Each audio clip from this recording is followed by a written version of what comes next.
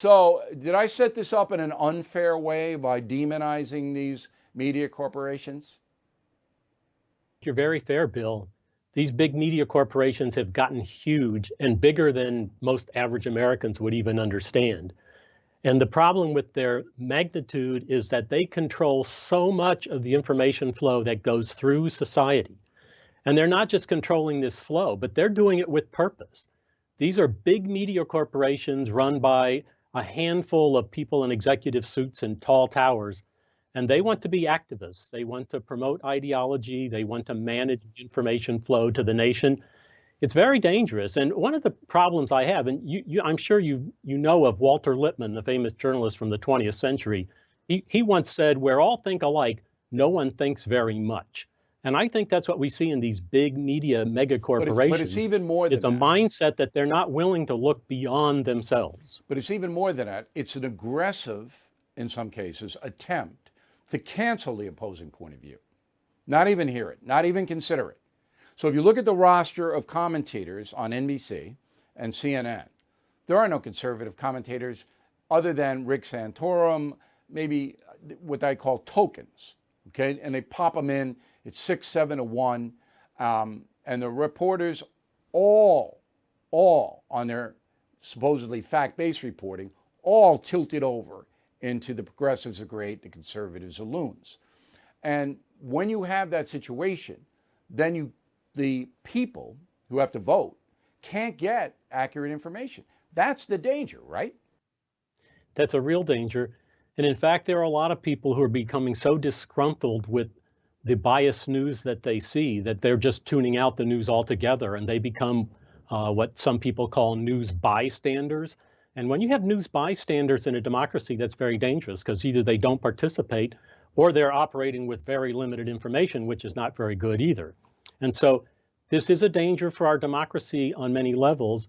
And fairness in most traditional corporate media has gone out the window. And as you may know, Lester Holt received an award recently from Washington State University. And again, I respect Lester Holt. He's had a fine career. But in his acceptance speech, he said fairness is overrated. Now, he tried to put that in context, but you just have to look at that statement and say, any network news anchor who says that fairness is overrated, I think has a blind spot that is probably not helpful to serving the information needs of our citizenry. And that includes a lot of people who don't think like the people who are at the networks. And those are people who live in Indiana and across the country, but who don't seem to have much attention from the big corporate media towers. Well, they don't care about you guys. They only care about their own social set. But the power of the media, the corporate media, can be the best example is Donald Trump. For 5 years, they tried to destroy him. All of them, except Fox. And Fox made money defending him. That's what people don't understand, that it was a good business model to defend Donald Trump for Fox because the people who liked him, 72 million, would go there because everybody else trying to destroy him. Now, I got one more question for you. The British system of media, dominated by the BBC, that's what we're evolving into now, okay? The BBC is a liberal broadcasting unit. They don't have what we have, all right? So the government runs the BBC, British Broadcasting Corporation, and it's always been liberal, always. And that's the dominant voice that British subjects hear. That's what the corporate media is trying to do here. They're trying to consolidate into one point of view. That will be the official point of view for the country because they know better than the folks. Okay, they know better than us. And if you don't like it, move to Zambia. And that's what they got in England now, right? And it's a very smug point of view to think that big media has a corner on wisdom, which they don't. And I would dare say that big media would be wise to try to follow the wisdom and follow the interest of the people that they're supposedly serving. I mean, the First Amendment was created to create a free press where the press would serve as surrogates for the public and represent our interests, rather than to have the big media take control of their own messaging and try to work the public, which I think is what they're doing.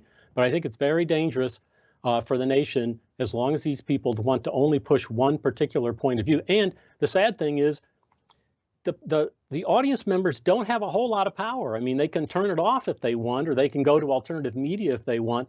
But at a certain point, they're just missing out on a lot of service. And it's not just in news, but it's in entertainment, and it's in sports, and It's in everywhere. schools, and even in how Everywhere the is nation woke. responded to the pandemic. Absolutely.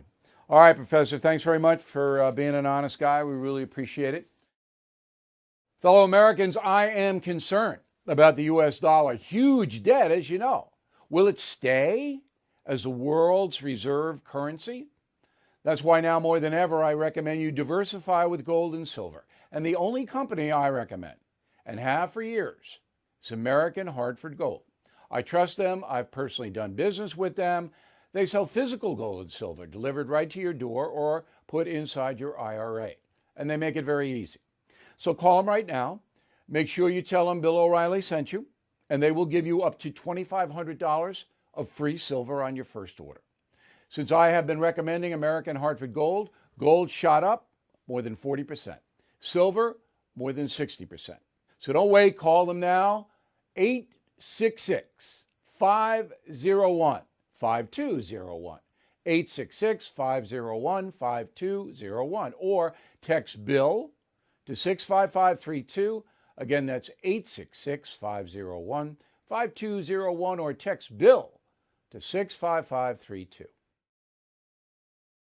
Bill O'Reilly here. Thank you for watching this video, and make sure you subscribe to the First TV YouTube page.